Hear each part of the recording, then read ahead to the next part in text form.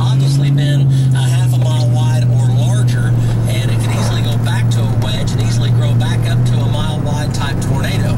It's going to be coming to the north almost. Let's go. Chopper 4's got it live. John? Hey, Mike, here we are. Yep, and there's Shawnee right there. See it. Go.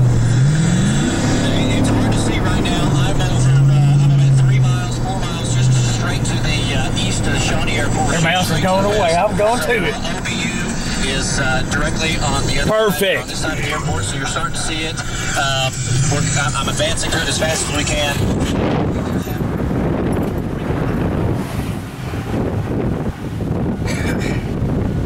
Need to get underground because this far back is 5 or 6 miles away through the rain. We can depict that wedge right there. Right in the